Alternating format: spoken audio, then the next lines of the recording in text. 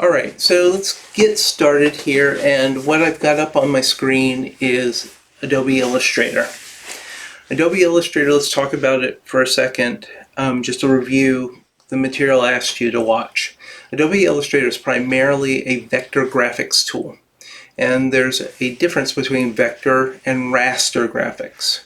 When you use Photoshop, you're primarily using a raster graphics program where the information is divided up into these little squares of the screen or the dots on a printed page, and we usually on a screen call those pixels, and then it's points per inch or dots per inch on the printer.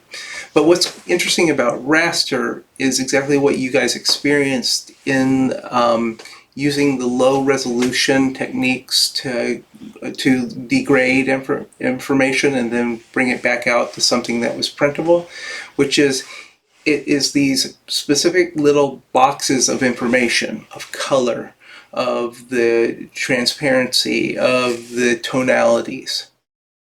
A vector program, however, uses actually the relationships of the shapes, actual geometry on the two-dimensional form.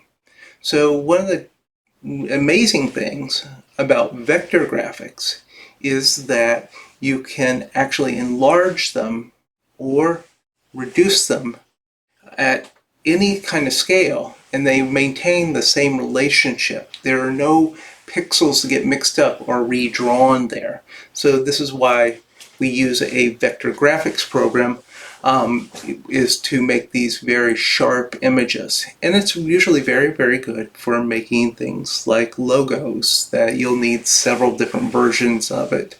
One for print, one for screen, etc. It also happens to work amazingly well with a laser etching machine, which allows you to actually engrave using a beam of light on a piece of material. And vectors actually are very, very fast. We'll talk a little bit about that in a video coming up.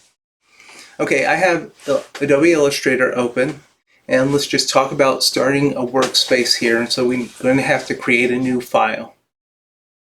I'll click New File, and let's go ahead and create an actual template to use, so that you guys can work on these things all in one file.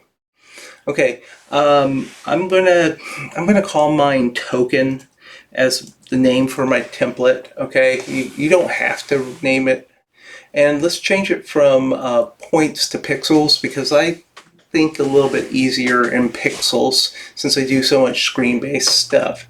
And let's create workspaces that are about 300 pixels by 300 pixels, and I don't need to worry about border. Let's see, that's a square. Let's definitely make as many as you need, but I'm going to make 6 workspaces. Okay, and these are called the artboards.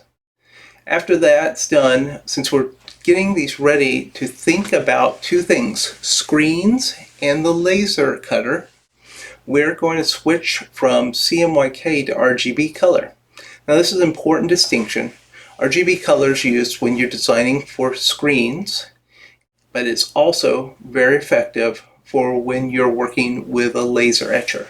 So that's what we'll choose for our color, and we'll leave it at high pixel density. That's fine. Since it's going to be mostly vector, it can always be reduced and without corrupting it. And click Create. And this is the type of workspace you should get with 6 different artboards on the same file.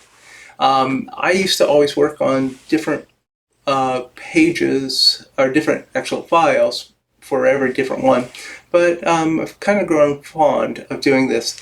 The only thing I think I might change is I might make it a 2-column, a 2 across and 3 down column arrangement instead of the 3 across. So I might go back and change mine. I'll catch you in the next video, and we'll keep going.